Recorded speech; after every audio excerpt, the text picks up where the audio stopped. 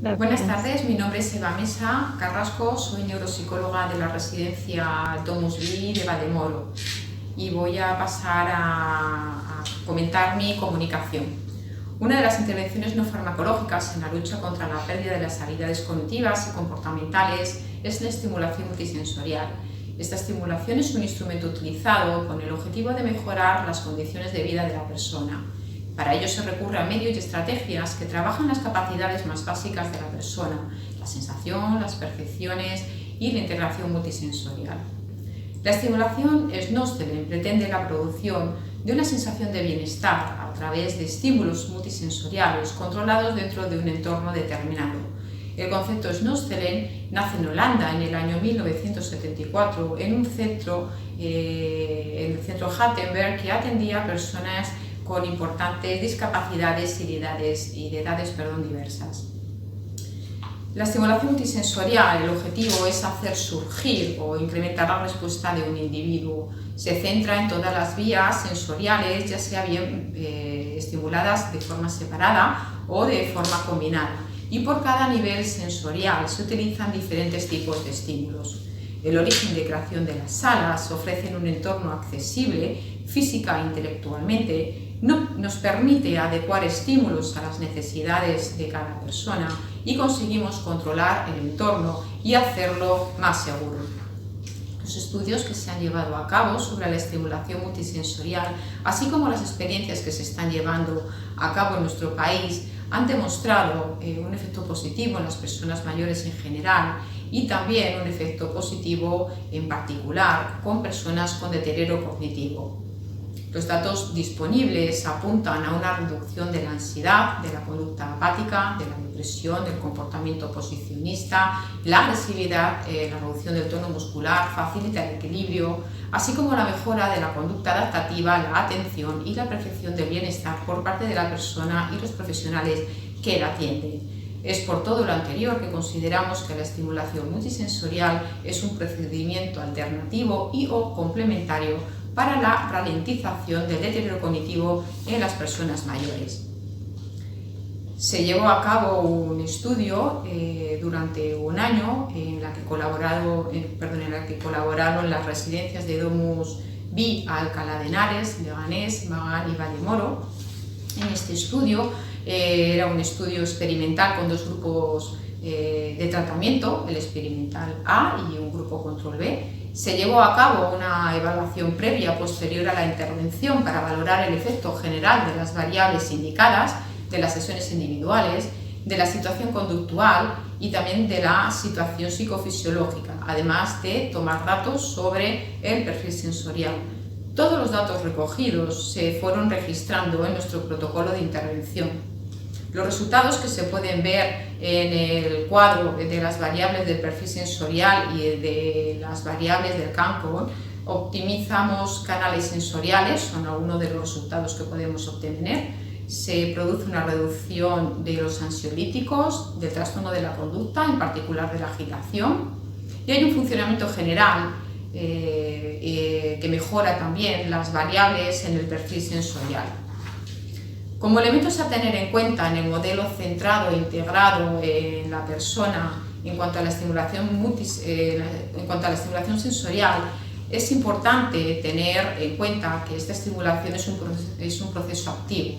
La búsqueda de los estímulos ha de ser siempre positiva. La postura es importante, posicionaremos para activar o para relajar. Deberemos de calcular la intensidad del estímulo, nada de darlo a la ligera, ya que las mejores formas de estímulos deben de estar vinculados a los intereses que tenía la persona antes de su diagnóstico. Importante la estimulación multisensorial como un medio para la autoexpresión. Hay personas con enfermedades de Alzheimer que no hablan y el hecho de reintroducir una foto, una proyección de una obra de arte, la música, puede inspirar a esa persona a coger el lapicero, mover sus manos, todo ello como forma de comunicar sus sentimientos. Adicionalmente a esto, debemos de considerar la motivación y las relaciones interpersonales como elemento básico de las sesiones de estimulación multisensorial en esta población, ya que proporciona seguridad, estabilidad, confianza Principios que a partir del contacto físico entre el terapeuta y el adulto mayor mejoran la participación y la dinámica del proceso terapéutico. Muchas gracias por su asistencia. Buenas tardes. La comunicación que presentamos a continuación tiene por título Efecto de una intervención sobre la resistencia de personas dependientes a asistir a los centros de día y la salud mental de sus cuidadores, el cual está basado en el proyecto de investigación Procendias, llevado a cabo en el marco de la Unidad de Investigación de Atención Primaria de Salamanca, APISAL. Numerosas investigaciones confirman el beneficio de los centros de día sobre las personas dependientes, ofreciendo un programa de actividades para el usuario, pero también sobre los cuidadores familiares, aliviando la sobrecarga. Es por ello que a los centros de día también se les denomina de respiro familiar. Además, contribuyen a la adaptación de los cuidadores en el proceso de atención, reduciendo sus niveles de estrés, de agotamiento, de depresión y de ira. Pese a que se ha constatado la utilidad de los centros de día para reducir el estrés en el cuidador familiar, muchos cuidadores perciben el traslado al centro de día como una carga, especialmente si surgen problemas de comportamiento en el momento de la asistencia. De hecho, la resistencia a asistir por parte de la persona dependiente se ha identificado como un obstáculo potencial importante para su mayor uso. El objetivo de esta investigación ha sido analizar el efecto de un programa de intervención destinado a reducir la resistencia de las personas dependientes a asistir a los centros de día sobre los niveles de depresión de los cuidadores familiares. Este estudio clínico controlado y aleatorizado se ha llevado a cabo en 7 centros de día de Salamanca. Han participado 130 cuidadores, el 70,8% eran mujeres con una edad media de 65 años y con un tiempo de cuidado medio de 11 años y 7 meses. La proporción de mujeres también ha sido mayor entre las personas dependientes, las cuales presentaban una edad media de 72 años. Para obtener la información necesaria, se han recogido variables demográficas como la edad, el sexo, el estado civil y el nivel educativo. Los problemas de comportamiento de los familiares dependientes se han recogido mediante la prueba RMBPC, la cual se divide en 2 dimensiones. Por un lado, recoge información tanto de la frecuencia de los problemas de comportamiento como también recoge información sobre la reacción de los cuidadores ante su aparición. Por último, los síntomas de depresión del cuidador familiar se han obtenido mediante la prueba CESD. Se establecieron 2 grupos y los cuidadores fueron asignados al grupo de control o al grupo de intervención. Estos últimos recibieron una intervención semanal durante 8 semanas en grupos de entre 8 y 10 personas, basadas en el entrenamiento en análisis funcional mediante el modelo clásico ABC de la conducta. Las variables cuantitativas se expresaron como media y desviación estándar y las variables cualitativas como distribuciones de frecuencia. La eficacia de la intervención se evaluó comparando el grupo de control y el grupo de intervención en la evaluación basal y 6 meses después utilizando una nueva multivariante. En la prueba RMBPC se encontró un descenso neto en la puntuación en la frecuencia de los problemas de comportamiento de 3,78 y en la reacción de los cuidadores familiares de 4,54, con un descenso neto global de 4,34. Además, en la prueba CESD se encontró un descenso neto de 2,67. Estos resultados lo que sugieren es que la intervención Procendias se asocia con reducciones significativas en los problemas de comportamiento y también en los síntomas de depresión de los cuidadores familiares de personas dependientes asistentes a centros de día.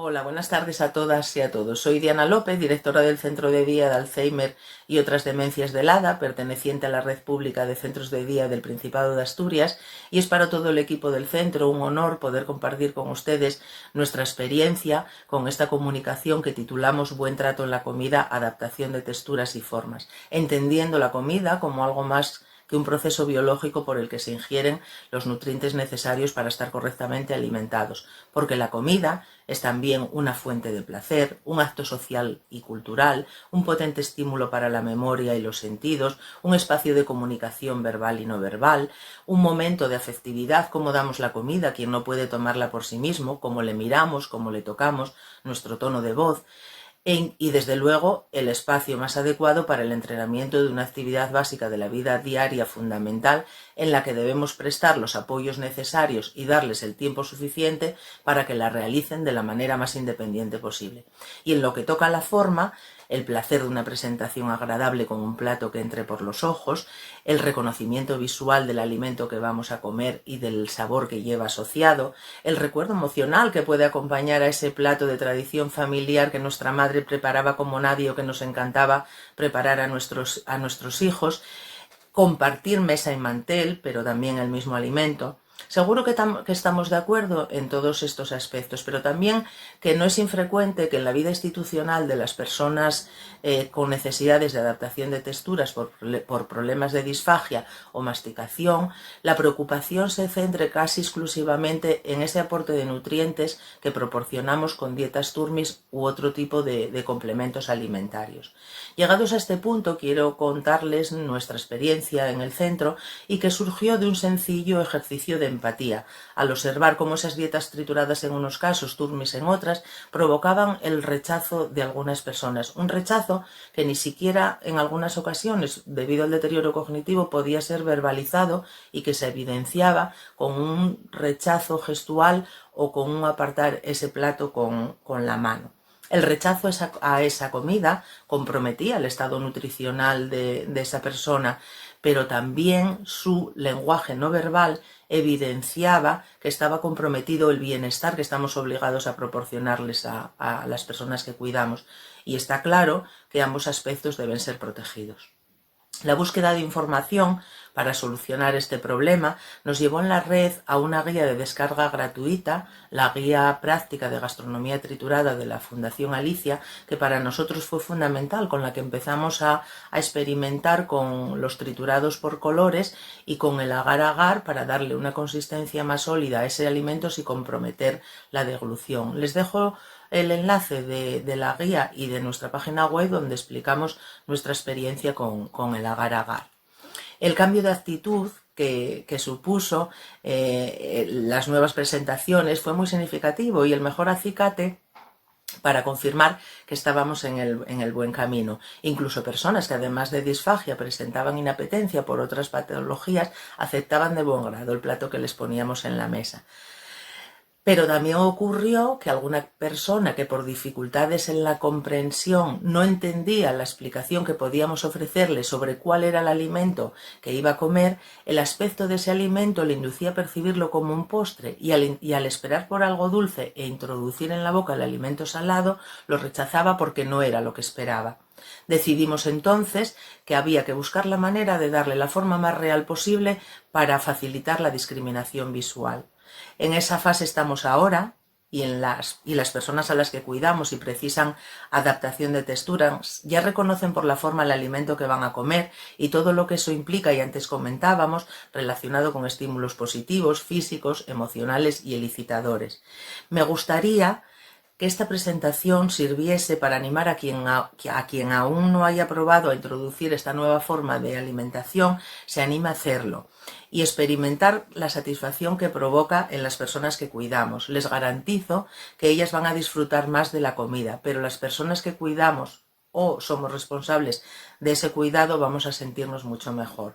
Y finalizo con una alusión a esta comunicación y al título del congreso.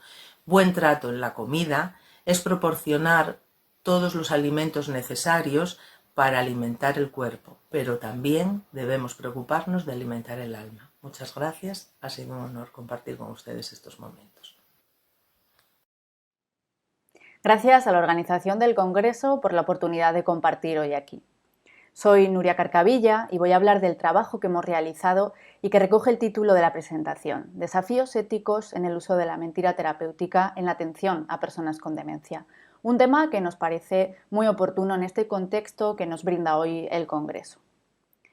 Cuando hablamos de la mentira en la atención a personas con demencia, sabemos que ha sido un tema y sigue siendo un tema que nos divide y ha generado un gran debate y objeciones comunes. Por ejemplo, escuchamos a personas que piensan que mentir no es ético, que va en contra de sus creencias personales o quizás que no debemos mentir a una persona vulnerable. Sin embargo, la realidad es que usamos la mentira de forma generalizada. Mentimos entre 3 y 6 veces al día, cuando, por ejemplo, decimos a alguien qué bien te queda ese vestido, o decimos que estamos bien cuando realmente nos sentimos muy mal. Justificamos estas mentiras renombrándolas como mentiras piadosas o justificando su uso, o quizás buscando el beneficio que va a obtener la otra persona. Aquí la RAE define la mentira como la expresión o manifestación contraria a lo que se sabe, se piensa o se siente, lo que nos indica una acción intencionada.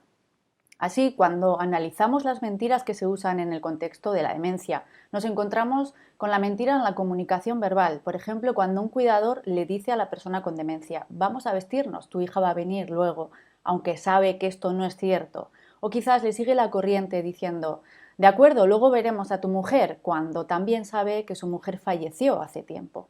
Encontramos también la mentira como una forma de manipulación ambiental cuando se crea una realidad falsa con el objetivo de disminuir la ansiedad y aumentar el bienestar emocional de la persona. Hablamos aquí de ejemplos como la presencia simulada, el camuflaje de puertas o el uso de murales y quizás también la creación de paradas de autobús falsas, el uso de muñecos, etc. Situaciones que estoy segura que resultan familiares porque la investigación afirma y demuestra que el 95% de los profesionales que trabajan en residencias utilizan y afirman usar la mentira terapéutica. Y es que cuanto más tiempo pasamos con una persona con demencia, tendremos más probabilidades de mentirle. Y vemos cómo la mentira terapéutica se ha normalizado en los entornos de atención a personas con demencia. Se usa de una manera casi automatizada, sin considerar sus consecuencias, y esto es realmente muy peligroso. Les invito a reflexionar y a revisar todas sus prácticas en torno a la mentira terapéutica en su trabajo y a detenerse especialmente en el grado de conciencia que tienen en torno a estas acciones. Los principios de la bioética entran en conflicto a la hora de posicionarnos ante la mentira terapéutica, especialmente en lo que se refiere a la autonomía, en situaciones concretas como ocultar el diagnóstico y cuando además la autonomía se ve comprometida y es la beneficencia la que pasa a ser el principio rector ético. ¿Debemos, por tanto, elegir entre una u otra, autonomía o beneficencia, o se trata más bien de elegir cuándo va a ser el momento adecuado para hacer menos daño y, por tanto, generar más beneficio? Imaginemos que Carla, una mujer de 80 años que vive en una residencia, se despierta de la siesta, camina de un lado a otro sin rumbo porque su memoria a corto plazo está limitada. Puede pensar que está en su puesto de trabajo, ya que era enfermera. Abre la puerta de la habitación de otra persona y se acerca a ella para tomarle la temperatura, lo que nos indica que Carla piensa que está en un momento diferente de su vida y que no es consciente de su enfermedad. Vive, por tanto, en una realidad diferente a la nuestra y si queremos comunicarnos con ella deberemos comprenderla y dar cabida a esa realidad para utilizar distintos enfoques, siendo la última opción la mentira terapéutica. Claramente, este es un tema muy complejo y se requiere formación. Por tanto, estamos trabajando en un entrenamiento práctico en habilidades de comunicación centradas en la persona con demencia y también un enfoque bioético que ayude a los profesionales a reconocer cuándo y qué mentiras terapéuticas son las más apropiadas para cada persona y para conseguir que esto sea una práctica ética centrada en la persona, ya que de lo contrario puede tener, como vemos, consecuencias muy devastadoras. Y solamente en el trabajo desde la defensa de los derechos fundamentales de las personas con demencia permitiremos que la mentira terapéutica no solo sea una práctica ética, sino que también sea una herramienta de comunicación, muchas veces la única apropiada para algunas circunstancias específicas con las personas con demencia. Es necesario, por tanto, regular el uso de la mentira terapéutica porque recuerden que solo así vamos a permitir que se aleje de la infantilización y del maltrato para permitirnos mejorar el bienestar de las personas con demencia. Estamos a disposición de todas las personas interesadas en este tema. Aquí encuentran mi correo. Muchísimas gracias por su atención, por esta oportunidad y hasta pronto. Bienvenidos al Congreso Virtual Internacional del Buen Trato al Adulto Mayor. Somos Cristina María López y Paolo Bergomi, y les ofrecemos las reflexiones sobre las relaciones humanas en un ambiente de salud. Nuestro disparador fue las declaraciones del presidente de la Argentina en un medio televisivo con el periodista Jorge Bontevecchia, donde dice que hace 30 años teníamos que mantener a una persona casi hasta los 70 años, y ahora lo tengo que mantener hasta los 85 y trabaja menos gente, en búsqueda de la eternidad. Queda claro que en esta escenografía de destrato, dar ejemplos desde la sociedad civil es el camino para pensar el envejecimiento desde el compromiso profesional de la comunidad. El diseño y las tecnologías vinculadas podrán ser la herramienta de innovación para desarrollar las soluciones sobre condiciones y modalidades de asistencia a adultos mayores. Proponemos desarrollar un análisis sobre las condiciones y modalidades de asistencia a adultos institucionalizados, especialmente en tiempos de cuarentena, circunscripto a la relación del usuario y su ambiente de convivencia, puntualizando el buen trato, ya que la persona no necesariamente paciente no solo vive en el sitio, sino que convive en el sitio. El concepto espacial y humano se traduce en un adecuado proyecto de diseño interdisciplinar, un entorno de convivencia que asegure la amabilidad receptiva y el involucramiento de la comunidad. Un tránsito hacia un diálogo en apariencia impersonal, pero de fuerte pregnancia cognitiva por parte de nuestro llamado usuario. Colores, superficies, objetos, volúmenes, aromas, son una sumatoria de factores en apariencia técnicamente definidos y no todos imperativamente vinculados al factor humano. Una de las observaciones de nuestro estudio es la situación vulnerable del sistema de salud. El colapso de las terapias de los hospitales públicos en el tiempo de pandemia desnudó las problemáticas edilicias, la falta de inversión, el descuido del sector de salud en general. El tránsito hacia situaciones de minusvalía, independientemente de la edad, del envejecimiento, de la postración, hasta del abandono, hacen necesaria una calidad del personal de asistencia con obligatorios valores éticos, capacitación continua y condiciones de humanidad desarrolladas. La presencia y asistencia del personal es una condición fundamental y tiene que estar calificado. El buen trato a los adultos mayores y la respuesta a la soledad del cuarto y a la accesibilidad en el mes del buen trato al adulto mayor es una proposición que de nuestro lugar la queremos ver desde el aporte de los profesionales del diseño para ver la calidad de vida como un elemento fundamental, sobre todo en estos momentos en que atravesamos el aislamiento del COVID y la situación que nos hace tener vulnerabilidad. Hay una necesaria forma de accesibilidad que puede ser el barco fundamental como esperanza superadora de estas acciones que marcan la diferencia en la atención sanitaria. Para concluir, para nosotros el envejecimiento activo y las relaciones humanas afectivas mejoran el bienestar del adulto mayor al ser respetado en su derecho a socializar con amigos y familiares y sobre todo a conservar los vínculos posibles y también volver a enamorarse. La tecnología es imprescindible y el corazón también. Así que para nosotros este estudio tiene todos estos trabajos que nos gustaría compartir con ustedes. Les agradecemos muchísimo y desde Argentina les mandamos un fuerte abrazo a todos los participantes. Gracias. Hi, my name is Sandra Smeal. I am from the Center for Research and Expertise in Social Gerontology in Montreal. And my role there is to be the coordinator of expertise in inclusive aging, diversity, health, and well-being. Today, I will be presenting the project entitled An Approach to Enhancing Ordinary Practices of Well Treatment in Residential Settings in Quebec, mobilizing all of the actors concerned.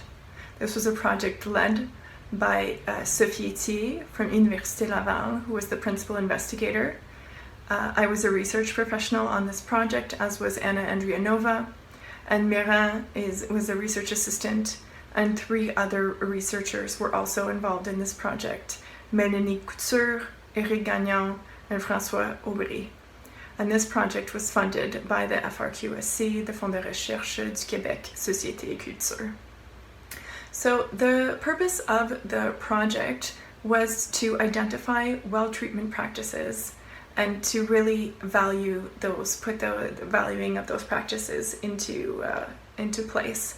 And so the questions, the research questions that were asked really what are well treatment practices in residential settings, what do they specifically look like, and what are obstacles to treating residents well in residential settings, and what are facilitators, what really supports well treatment. And so what I'll be presenting is in fact the outcomes of our research methodology that we used. We used a participatory action research methodology that took the form of world cafes that were also complemented with individual interviews with care aides. And so I'll be presenting that methodology in terms of the results of our research. So overall, I'll be providing findings about what we discovered about well treatment generally in residential care settings, and then also the specific types of practices that are being put into place in residential care settings, and then the obstacles, as I said earlier, and that which facilitates putting that kind of treatment into practice.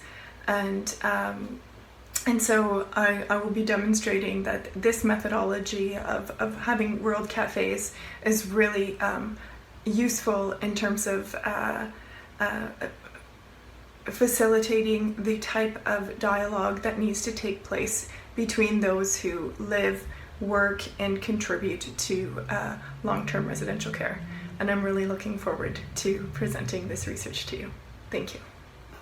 Damos inicio a la comunicación oral en el primer Congreso Virtual Internacional de Buen Trato hacia las Personas Mayores en Instituciones.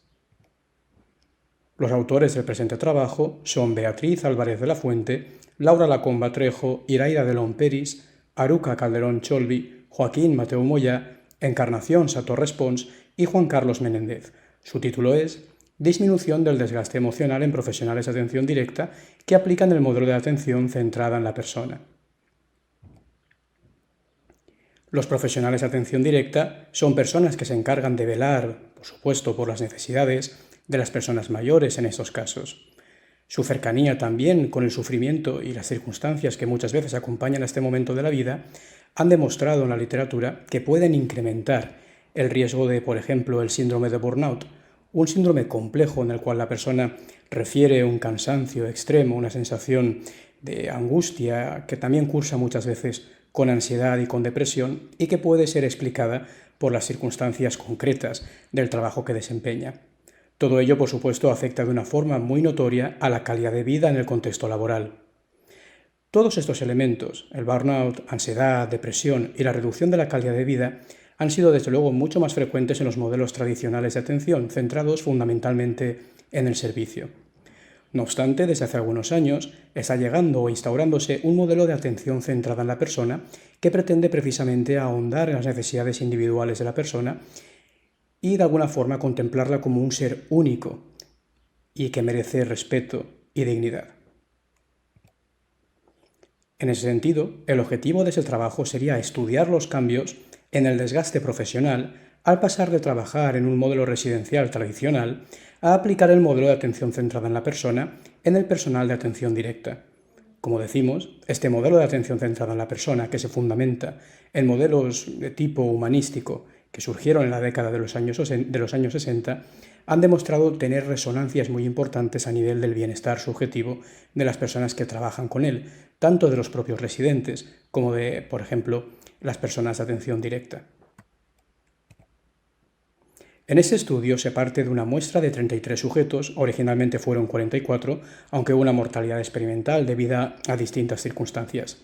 El sexo de los participantes fue en el 87,88% de los casos mujeres, siendo el 12,12% restante varones. La edad promedio fue de 36,94 años y la desviación típica de 12,66. A nivel de instrumentos o materiales utilizados, se optó por el Maslach Burnout Inventory, una prueba de 22 ítems, diseñada específicamente para evaluar este burnout del que hablamos anteriormente, que consta además de 3 factores, y el Beck Depression Inventory, también una prueba muy conocida, cuyo objetivo es evaluar la sintomatología depresiva en población general y también en población clínica, y que ha sido validada en personas mayores. Para este caso, se hicieron 4 evaluaciones distintas desde el momento en que se empezó a aplicar el modelo de atención centrada en la persona, con el objetivo de valorar cuál era el proceso de mejoría en las variables dependientes de interés, concretamente en el burnout y en la sintomatología depresiva. Lo que se observa en este caso, utilizando para ello una prueba T de Student de medidas relacionadas y un tamaño del efecto de D. Cohen, que es útil para análisis de carácter paramétrico, es que a medida que el tiempo transcurría iban reduciéndose algunos de los síntomas sugerentes de burnout y asimismo iban mejorando aquellos que serían factores puramente protectores. Aquí en esta diapositiva podemos ver, atendiendo a un nivel de significación de 0.05, que entre el primer y segundo momento de la evaluación hubo una reducción significativa del cansancio emocional y de la despersonalización, así como un incremento de la realización personal. Esos 3 son los factores incluidos en la prueba de Maslach para la evaluación del burnout. Entre el segundo y el tercer momento hubo una reducción en la despersonalización y un aumento de las puntuaciones en realización personal. Por último, comparando el primer y cuarto momento, esto es, del principio al fin de las evaluaciones, se apreció una reducción del cansancio emocional y de la despersonalización, así como un aumento de la realización personal. Como podemos ver, las diferencias entre el primer y segundo momento y entre el segundo y tercer momento tuvieron un tamaño del efecto, calculado con D. Cohen, moderado, mientras que entre el primer y el cuarto momento el tamaño del efecto fue grande. Importante tener en cuenta que el cansancio emocional alude a esa sintomatología de carácter precisamente depresivo y ansioso a la que aludíamos en la introducción de esta presentación. La despersonalización, por su parte, tiene que ver con esa pérdida del interés por tratar con aprecio y con dignidad a las personas que son objeto de atención del profesional. Y la realización personal tiene que ver con la satisfacción subjetiva que la persona experimenta como resultado de su trabajo. Así pues, puede apreciarse que a lo largo del proceso de implantación del modelo de atención centrada en la persona, parece observarse una reducción del burnout que tanto y tan frecuentemente se ha apreciado en la literatura en estos profesionales de atención directa. Como conclusión, y para finalizar con esta comunicación oral, simplemente reseñar que el paso del modelo tradicional al modelo de atención centrado en la persona puede mejorar potencialmente la salud emocional de los y las trabajadoras, lo que impactaría notablemente en el bienestar de las personas a las que atienden.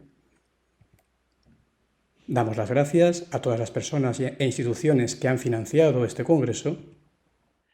Buenas tardes, soy Iván Sánchez Martínez, soy psicogerontólogo, profesor asociado en la Universidad de Vic y actualmente estoy realizando un doctorado industrial en cuidados integrales y servicios de salud en esta misma universidad. Os presento mi comunicación oral, la formación como promotora del buen trato, el caso de la formación en el método de validación. Es un proyecto que está financiado por el AGAUR, concretamente con las ayudas de doctorado industrial. La breve estructura de mi comunicación versará sobre una breve contextualización del método de validación, la metodología del estudio, seguido de los resultados,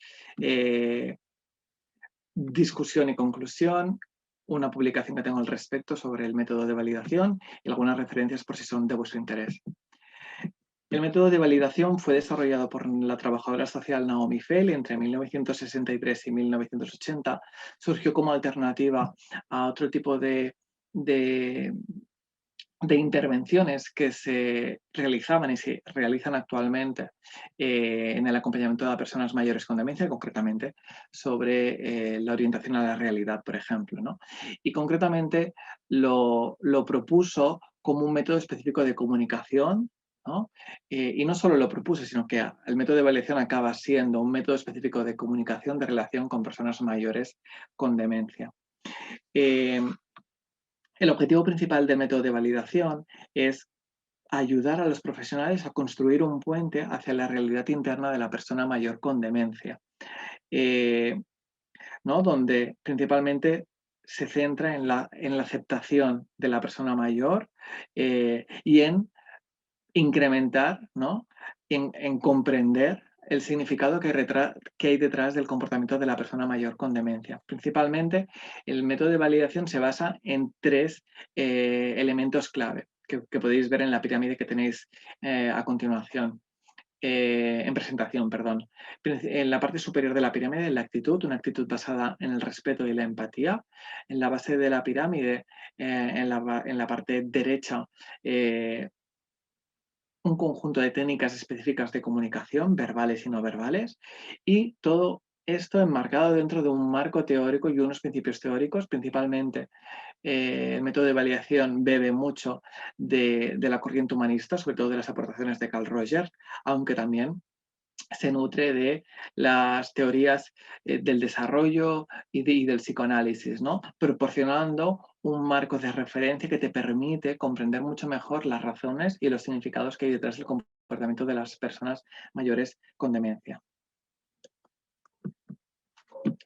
El estudio que os presento, el objetivo principal es analizar la efectividad de esta formación introductoria en las bases del método de validación, concretamente en esa efectividad en la satisfacción y motivación laboral de profesionales asistenciales en residencias geriátricas.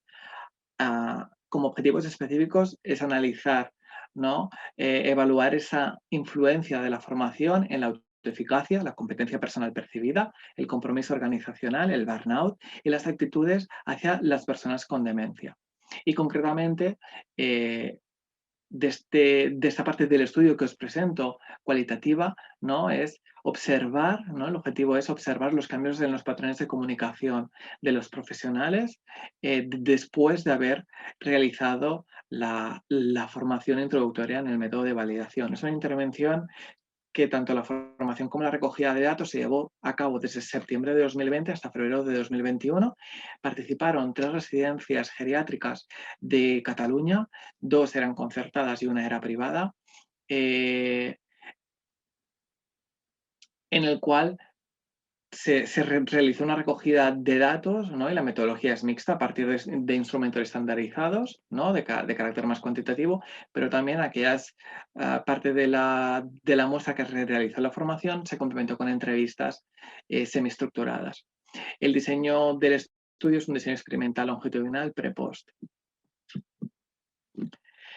El análisis descriptivo de la muestra, el total de personas participantes después de haber cumplimentado, ¿no? y aceptado participar de manera voluntaria con el consentimiento informado fue de 31 personas, de 31 participantes que cumplieron los criterios de inclusión.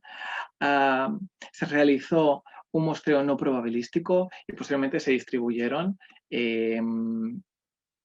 la muestra en 2 grupos, 20 personas para el grupo control y 11 personas para el grupo experimental, que son los que realizaron la formación y los resultados que os presento en esta presentación. La media de edad era de 31,64 años y la desviación estándar de 12,46. También en la tabla que tenéis aquí podéis ver las características con más detalles sociodemográficas que tuve en cuenta, tanto para ambos grupos, pero concretamente para que podáis ver las del grupo experimental, ¿no? Mayoritariamente, que ya es algo típico, ¿no? en el sector del cuidado, ¿no? Es una muestra formada al 100% por mujeres. A nivel de educación, de nivel de estudios, 4 personas tienen un ciclo formativo de grado medio, 4 personas un certificado de profesionalidad y 3 personas tenían titulación universitaria. Mayoritariamente, 8 personas eran auxiliares, seguidas de una enfermera y 2 educadoras sociales. A nivel de experiencia de antigüedad de la empresa era de 36 meses, seguida de experiencia en el sector asistencial de 60 meses. La formación es una formación de 16 horas distribuida en 2 sesiones de 8 horas. Esas 2 sesiones se configuran de una formación teórico-práctica en el cual no solo se enfatiza el marco teórico, sino también poner en práctica, ¿no? las diferentes técnicas y el entrenamiento de la escucha activa, de la empatía, sobre todo a la hora de ir a acompañar a una persona mayor con demencia, ¿no? Entonces, a partir de estos ejercicios se trabajan aparte de la visualización de casos reales, pero también de ejercicios de introspección de role-playings, etc. ¿Vale? Entonces, el total es de esas 2 sesiones de 8 horas. En mi caso, se llevó a cabo esas 2 sesiones en septiembre de 2020. Las variables sociodemográficas, como habéis podido ver en la tabla, son estas las que se tuvieron en cuenta: edad, antigüedad en la empresa, experiencia en el sector asistencial, género, nivel de estudios, categoría laboral y turno de trabajo, ¿no? Posteriormente, como os he dicho antes, que la metodología era mixta, habían cuestionarios estandarizados concretos para analizar estas variables que os había comentado anteriormente, tanto los objetivos en el objetivo general como en el objetivo específico. Que si queréis saber con más detalle me podéis enviar un email y os responderé con mayor exactitud vuestras dudas. Principalmente, como os he dicho, las personas que participaron en la formación fueron 11 personas, en el cual se realizó entrevistas en 3 momentos temporales. Una semana antes de hacer la formación, a la semana de haber finalizado la formación y a los 4 meses, teniendo un total de 33 entrevistas, que es la guía de la entrevista es la que tenéis aquí a continuación, y los cuadrados rojos son las preguntas que me he basado para extraer la información que os presento. Si os fijáis, la entrevista está distribuida por 4 áreas. La primera son motivaciones y creencias, que es para establecer la línea base, preguntas específicas en el área de comunicación, una área concreta sobre necesidades de las personas mayores con demencia, y luego una más larga sobre posformación, el método de validación, ¿no? Después de haber realizado la formación, cambios que se pueden percibir. Para extraer la información se llevó a cabo un análisis de contenido temático. Concretamente se realizó se realizó un análisis inductivo de tipos bottom-up, siguiendo los pasos de Patton 2002, donde se hizo un primer paso de la transcripción de las entrevistas. Siguiente paso fue identificar esas expresiones significativas, concretamente sobre las barreras de comunicación, que tengan que ver aquellas relacionadas con la persona mayor con demencia, pero también aquellas que forman parte del propio profesional, ¿no? Y reacciones emocionales en el cuidado, ¿no? El siguiente paso fue crear 4 categorías generales y luego 16 códigos específicos. Posteriormente se agruparon y se concretaron esas expresiones para generar esas categorías mucho más generales, como os he dicho al principio, ver si esas expresiones y esas agrupaciones se repetían en los distintos participantes de los distintos momentos, y finalmente presentaros la presentación final de categorías y sus descripciones, que son las que os presentaré en los resultados. Principalmente, como os he dicho, de la parte de barreras de comunicación se diferenció en aquellas relacionadas con la persona mayor con demencia, donde podíamos encontrar expresiones que nos daban los participantes, ¿no? Como por ejemplo, el residente se pone agresivo y no sabes qué pasa, empieza a dar golpes y le das soluciones, pero no sabes qué hacer, se ponen agresivos cuando no las entiendes. Esto me ocurre muy a menudo, no sé cómo comunicarme, cómo relacionarme. Intento ayudarle o ayudarla, pero no entiendo qué es lo que le pasa. Es complicado entender por su estado, ¿no?, las necesidades que tiene, y cuando no las entiendo, ¿no?, me es mucho más difícil identificar las necesidades, ¿no? El cuidado se hace como mucho más complejo. Luego hay una segunda categoría mucho más concreta, ¿no?, de aquellas barreras relacionadas con el profesional, ¿no?, donde nos decían, necesitamos muchas más herramientas para comprender mejor su mundo, qué es lo que ocurre. Eso es una cosa que se repite a lo largo de las entrevistas. Es mucho mejor no saber tanto de la enfermedad para no etiquetarlo, ¿no?, porque al final te es mucho más difícil entender qué es lo que está ocurriendo, ¿no? Ve solo las limitaciones de la enfermedad, ¿no? Y es mucho más importante a lo mejor propiciar un mejor trato, ¿no?, hacia la persona mayor con demencia.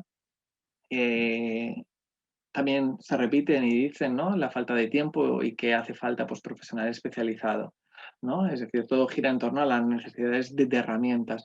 Y como esas distintas barreras generan reacciones emocionales en el cuidado, ¿no? Cuando no consiguen relacionarse o comunicarse ni establecer un canal efectivo de comunicación, ¿no? Se sienten frustradas, tienes rabia, impotencia, dudas de si se hace bien el trabajo, estrés, nerviosismo, dudar de no saber qué hacer, triste, ¿no?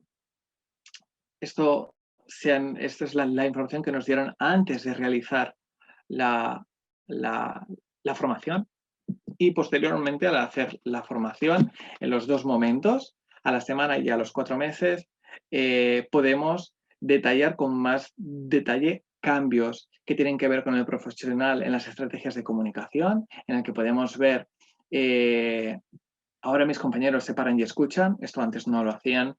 Soy mucho más consciente de que se trata de ir a su ritmo, no al mío. Mi manera de ser no es la de ella. Te da una manera de ver a las personas y acompañarlas. El utilizar alguna estrategia y técnica concreta del método de validación, como la ambigüedad, me ha ayudado a conectar con ella. Estamos más rato hablando, ¿no? Las conversas son mucho más largas, no están tan centradas en la tarea, sino que van un poquito más para allí. Y esto genera un cambio también en la actitud del profesional, ¿no? En el cual también dicen, ostras, no se trata tanto de buscar una conexión de razón a razón, sino una conexión emocional. Entenderlas, las entiendo muchísimo más. Se trata de encontrar la lógica, el sentido, perdón, no desde mi lógica, sino desde la óptica de la persona mayor que estoy acompañando, ¿no? Independientemente de que tenga demencia. Entiendo mucho más el significado y de la conducta que hay detrás de la persona mayor con demencia. Tomo mayor conciencia de la importancia que tiene mi actitud como profesional a la hora de acompañar a la persona con demencia, ¿no? Y le das mucho más valor a la realidad interna de la persona mayor. Estos cambios generan reacciones emocionales diferentes a las que nos habíamos podido encontrar en la fase pre, ¿no? Se sienten más seguras y preparadas, la formación te remueve mucho a nivel emocional y te hace reflexionar sobre la actitud para mejorar y ofrecer un mejor trato. Las conversas son más largas que antes. Entiendo mucho mejor la conducta de la persona mayor y de la importancia de mi actitud para fomentar un buen trato. Cuando conectas es chulo, te llenas de satisfacción, te sientes mucho más confiada, ¿no? La comunicación es mucho más fluida, acabas conociendo mucho más a la persona, ¿no? Es decir, que podemos observar que hay determinados cambios que a priori podemos ver que, aunque la evidencia sí que reafirma que ha habido como una falsa creencia de que la comunicación con personas mayores no está clara, que hay una falsa capacidad de estas personas, ¿no? Y se ha infravalorado esa capacidad para establecer comunicación, ¿no? Esto al final lo que ha generado es un círculo negativo, invisible, de emociones y deterioro de estas personas, ¿no? Que al final lo que fomenta es esa exclusión, ¿no? Ese aislamiento, ¿no? Como no la entendemos, pues me voy a la retaguardia o genero una comunicación fragmentada orientada a la tarea, ¿no? A lo mejor somos nosotros como profesionales que tenemos que construir ese puente, poner en práctica determinadas acciones, ¿no? Estrategias para poder conectar con la persona mayor, ¿no? Y de alguna manera, pues, ofrecer un trato centrado en la persona. Se ha visto que la evidencia nos dice que entrenar a los profesionales en habilidades de comunicación es esencial, no solo para la calidad asistencial, sino para fomentar un trato centrado en la persona. Y es que además una comunicación que es ineficaz anula cualquier intento de provisión de cuidado y fomenta un trato inadecuado, ¿no? También el entrenamiento en estas habilidades y destrezas de relación fomenta también una variable protectora al burnout y al incremento, ¿no? de esos altos niveles de estrés que nuestros profesionales tienen a veces a la hora de gestionar situaciones complejas en el cuidado, que muchas veces se originan por esas barreras de comunicación y por falta de esas herramientas que nos comentaban en las entrevistas. Se ha podido concluir que la formación en el método de validación parece, ¿no?, que proporciona herramientas de relación y comunicación para acompañar a esas personas. Ya no solo se sienten más preparadas y confiadas los trabajadores, sino que se sienten más capaces de gestionar situaciones de manera más positiva que pueden surgir en el cuidado, ¿no? Y además las conversas, como habéis podido ver en los resultados, son mucho más largas, conozco mucho más a las personas, y el hecho de desarrollar estas habilidades socioemocionales, comunicativas, el hecho de desarrollar estas habilidades es el núcleo central para un modelo de atención centrada en la persona, ¿no? En el que yo me centro y me ajusto y me sincronizo con la persona que estoy acompañando, identifico esas necesidades y yo soy un facilitador que la acompaña, ¿no? Entonces, los participantes de la formación lo que afirman, ¿no? Es que la formación les ha sido valiosa porque les ha otorgado esas herramientas, ¿no? Aquí, por si tenéis mucho más interés, publiqué con una revisión de la literatura sobre la efectividad del método de validación en la satisfacción y motivación laboral, está en Open Access, y en el cual pues, se puede ver un poco los diferentes estudios que han habido sobre el método de validación, tanto en la formación como en la implementación y uso del método de validación en centros geriátricos. Aquí tenéis algunas referencias. La referencia que está en negrita es la publicación que os he comentado, por si queréis buscarla, y si no me la podéis pedir y os la comparto. Y os doy las gracias por haber llegado hasta aquí. Aquí tenéis nuestros datos. Espero que os haya gustado y cualquier duda que tengáis, estoy a vuestra disposición. Muchas gracias.